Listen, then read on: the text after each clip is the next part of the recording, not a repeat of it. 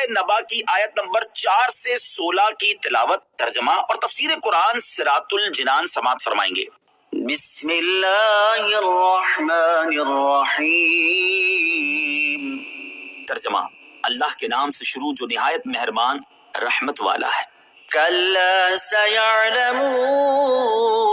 ثم کلا سیعلمون۔ ترجمہ، خبردار وہ جلد جان جائیں گے، پھر خبردار وہ جلد جان جائیں گے۔ کلا سیعلمون،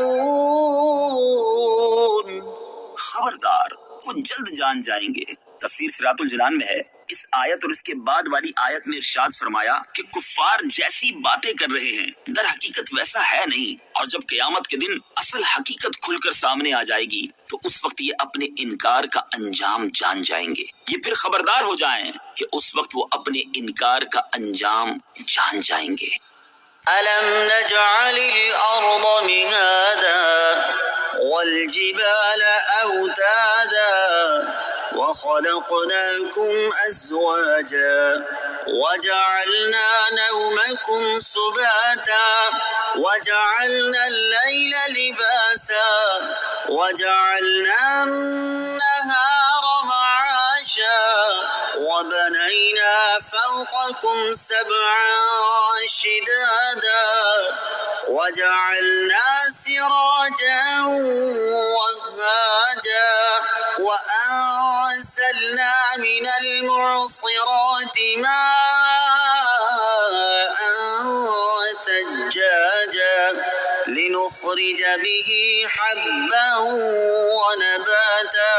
وَجَنَّاتٍ أَلْفَافًا۔ ترجمہ، کیا ہم نے زمین کو بچھونا نہ بنایا اور پہاڑوں کو میخیں، اور ہم نے تمہیں جوڑے بنایا اور تمہاری نیند کو آرام کا ذریعہ بنایا، اور رات کو ڈھانپ دینے والی بنایا،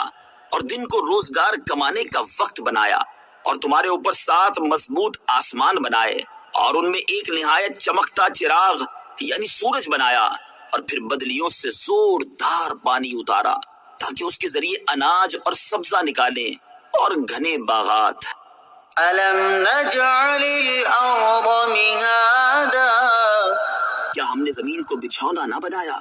تفسیر صراط الجنان میں ہے، اس آیت سے اللہ تعالیٰ نے اپنی قدرت کے عجائبات میں سے چند چیزیں ذکر فرمائیں تاکہ کفار قریش ان کی دلالت سے اللہ تعالیٰ کی توحید کو جانیں اور یہ سمجھیں کہ اللہ تعالیٰ عالم کو پیدا کرنے اور اس کے بعد اس کو فنا کرنے اور فنا کرنے کے بعد پھر حساب اور جزا کے لیے پیدا کرنے پر قادر ہے۔ چنانچہ اس آیت اور اس کے بعد والی 10 آیات کا خلاصہ یہ ہے کہ اللہ تعالیٰ نے ارشاد فرمایا، کیا ہم نے زمین کو بچھونا نہ بنایا تاکہ تم اس پر رہو اور وہ تمہارے ٹھہرنے کی جگہ ہو، اور کیا ہم نے پہاڑوں کو میخیں نہ بنایا تاکہ ان سے زمین ثابت اور قائم رہے، اور کیا ہم نے تمہیں مرد اور عورت کے جوڑے نہ بنایا تاکہ تم ایک دوسرے سے سکون حاصل کرو اور معاشی اور معاشرتی امور کا انتظام کرو، اور کیا ہم نے تمہاری نیند کو تمہارے جسموں کے لیے آرام کا ذریعہ نہ بنایا تاکہ اس سے تمہاری کوفت اور تھکن دور ہو اور تمہیں راحت و آرام حاصل ہو، اور کیا ہم نے رات کو ڈھانپ دینے والی نہ بنایا جو کہ اپنی تاریکی سے ہر چیز کو چھپا دیتی ہے تاکہ تمہارے معاملات پوشیدہ رہیں، اور کیا ہم نے دن کو روزگار کمانے کا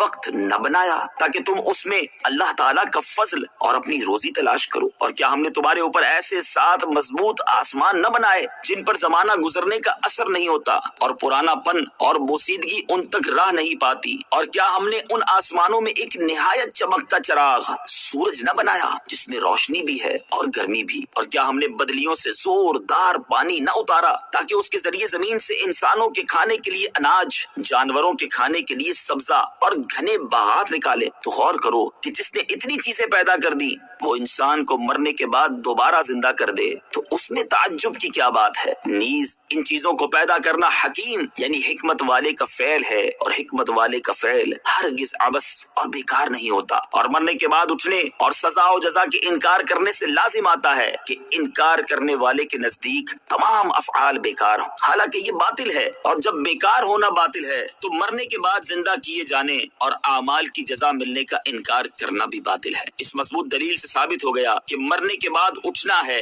اعمال کا حساب ہونا ہے اور ان کی جزا ضرور ملنی ہے، اور اس میں کوئی شک ہرگز نہیں۔